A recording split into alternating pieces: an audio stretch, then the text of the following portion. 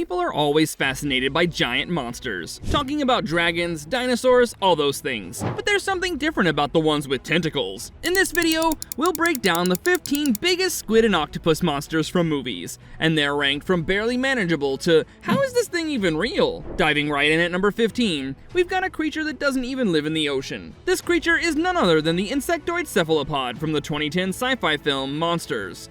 In the film, it just sort of exists. It stands on 4 insect-like legs, but its head is a mess of twitching tentacles, almost like someone grafted a jellyfish onto a crane. It moves through ruined towns at nights and glows faintly. Always quiet. It's not aggressive, but it doesn't feel safe either. At around 50 feet long, it's still the smallest thing on this list. But that's the last time we'll be able to use the word small. Coming in at number 14, we've got Octopus, from the 1998 horror action film Deep Rising. What this monster does is to pull things into the dark. Kind of like a black hole in the ocean, but with tentacles. Most of it is hidden, and the only part we really get to see are these long, wet tentacles. Each one has its own mouth, lined with sharp teeth, so it's not just pulling, but feeding on its prey. This creature first appears in a scene where it attacks a luxury cruise ship, rising up from the ocean floor before tearing through the lower levels without warning. You can tell it's massive, even though it's constantly shifting through shadows and corridors. It's hard to say how big exactly, but most claims put it somewhere around 50 to 80 feet long.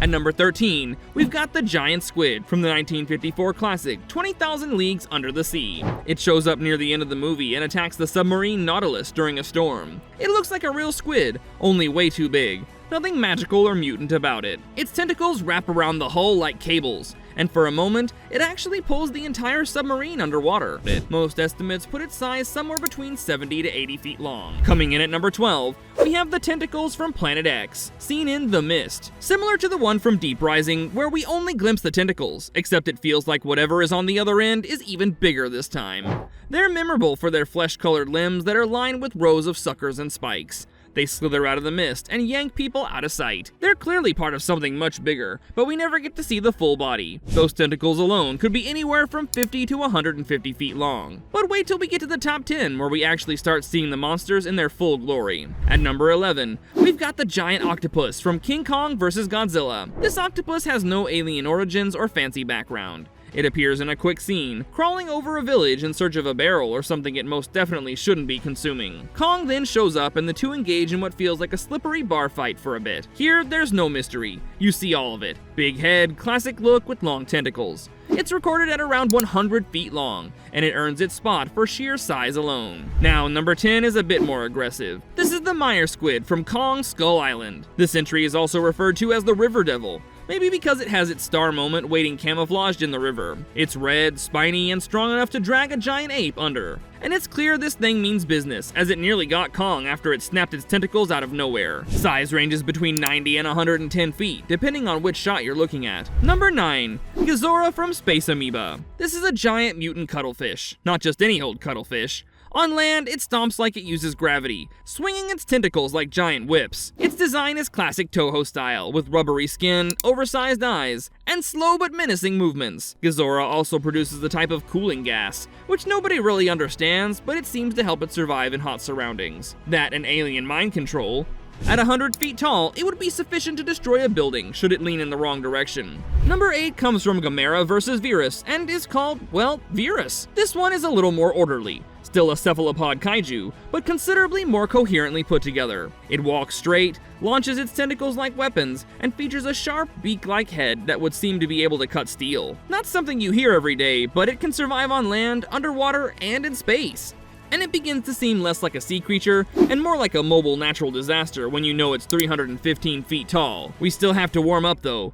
The ones approaching are so large, cities are not even safe anymore. At number 7, we've got Scylla from Godzilla King of the Monsters. If a squid could walk, had armor plating, and didn't mind crossing deserts, this would be it. Scylla looks like a crossbreed of giant spider legs and squid anatomy, with tendrils trailing from a head that's all jagged bones and orange eyes. In the movie, she responds to Monster Zero's alpha call and stomps through cities. She can move on land, swim in deep ocean trenches, and is armored enough to shrug off missiles like they're mere flies. It's the kind of design you'd expect to see in Pacific Rim or on a Dark Souls boss. Unnatural, but yet just believable enough to ruin your day. Scylla's height is estimated at 341 feet, which puts her solidly in the kaiju category. Now, number 6 is where things get mythic. We're talking about the Kraken from Clash of the Titans 2010. The gods summoned it to wipe out cities, and when it rose from the sea, it looked like the sea was rising with it. It's the kind of creature that doesn't fight, but its mere existence causes everything else to scatter. You've seen versions of it in Pirates of the Caribbean, or even hinted at in the Witcher games or God of War. But this one is a pure cinematic spectacle that's monolithic, divine, and absolutely unstoppable. It doesn't do much in the film besides roar and cause mass panic, but it doesn't have to. It shows up and people run in response. Buildings fall and then it's gone as fast as it appeared. The creature is estimated to stand over 400 feet tall, with tentacles large enough to drag whole ships under the waves. And even this isn't the biggest Kraken we'll see. The top 5 is where things start breaking the scale. At number 5, it's the Mind Flayer from Stranger Things. We're stretching the definition of a squid here, but it fits. This one doesn't live in the ocean, it lives in the upside down. It ticks the boxes of tentacles and is of impossible size, but the thing looks like someone turned a thundercloud into a monster and then added legs for good measure. There's a shot of it looming over the city like it's sizing up the whole dimension for renovation. You're looking at something around 500 feet tall if we're judging from the skyline. Number 4 is the Cephalopodot from It Came From Beneath the Sea. It's loaded with 6 arms, a nuclear temper, and no patience for coastal infrastructure. What makes it stand out is that it doesn't attack because it's hungry, but just because it seems annoyed. In the film, it's driven from its deep-sea home by nuclear testing and surfaces near San Francisco. It then proceeds to pull apart the Golden Gate Bridge like it's trying to open a bag of chips. The movement is a bit jerky, but that somehow makes it creepier, like it's not used to having a body this big. It doesn't take long to realize each arm is bigger than a city bus. Measured at around 500 to 600 feet, it was way ahead of its time and the giant thing crushes civilization department.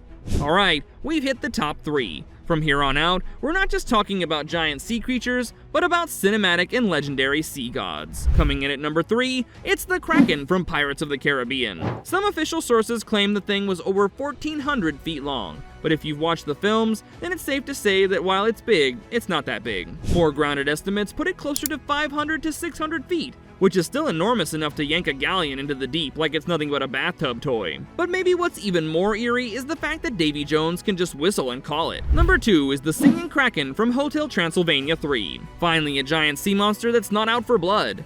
He sings, he dances, he busts out jazz hands. Not because he's evil, but because he's a little clumsy and full of flair. Now, does he need to be that big? Probably not. But this is animation, meaning there's no limit or budget restraints. Just an army of animators with endless digital crayons and the freedom to make him as massive as they felt like. This 18-foot-long kaiju might be the most likable creature on this entire list. And finally, at number 1, we've got the Suma Verminoth from Solo, a Star Wars story. We only ever see one enormous eye, and maybe a tentacle. Also just one. That's all the camera can catch, because there's no frame wide enough to hold the rest. And if it's already too big for the camera, there's no way it was ever meant to fit in an ocean. It just floats in space, out near the maelstrom, where time and gravity already don't make much sense. They say it's around 24,000 feet long, which is over 7,400 meters. That's 4 Mount Everests laid end to end. That's it for this video. If you want to see another cool video, you can click on this one that's appearing on your screen. Click on it to see.